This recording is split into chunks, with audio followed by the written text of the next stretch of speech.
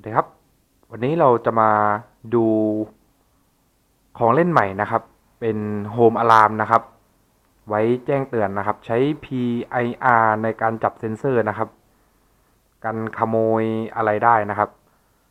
หน้าตาแอปก็จะเป็นอย่างนี้นะครับครับก็จะมีล็อกนะครับล็อกกับอันล็อกนะครับถ้าสมมติว่าล็อกเนี่ยเราก็จะล็อกบ้านเราเข้าสู่ระบบความปลอดภัยนะครับแต่ถ้าอันล็อกก็คือเราอยู่บ้านปกตินะครับเซ็นเซอร์จับก็จะไม่แจ้งเตือนนะครับไฮไลท์นะครับก็จะเป็นคาเมล่านะครับตัวนี้ผม DIY เอากล้องมือถือนะครับเอามือถือเก่าๆมาทำเป็นกล้อง IP นะครับแล้วก็สามารถดูภาพสดได้นะครับก็จะเป็นกล้องตัวนี้นะครับนะครับนี่ไงครับก็จะเป็นภาพจากกล้องนะครับทีนี้เรามาดูการทำงานของแอปแล้วก็การแจ้งเตือนนะครับสมมุติว่าเราไม่อยู่บ้านนะครับก็ล็อกบ้านนะครับเดี๋ยวผมจะลองเดินผ่านเซ็นเซอร์นะครับเซ็นเซอร์ตัวนี้ใช้ PIR ต่อกับ Sonos นะครับ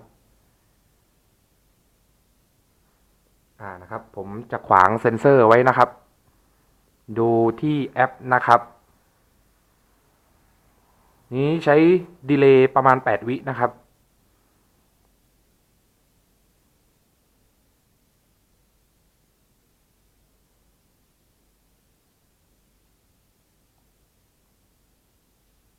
นะครับไฟติดแล้วนะครับแล้วก็จะมีแจ้งเตือนนะครับแจ้งเตือนใช้แจ้งเตือนเข้าในไลน์ด้วยนะครับเราก็เปิดไลน์ดูนะครับก็จะเห็นนะครับว่าเนี่ยครับมันจะเป็นส่งภาพที่แคปจากกล้องนะครับเข้าไลน์นะครับแล้วก็อะลามนะครับก็ให้ไฟติดหรือติดไซเรนนะครับก็มาดูที่แอปนะครับแอปก็จะส่งเตือนนะครับอะลามหรือไฟนะครับเราก็สั่งปิดนะครับปิดผ่านนี้ได้นะครับอันนี้ผมตั้งสลับไว้อยู่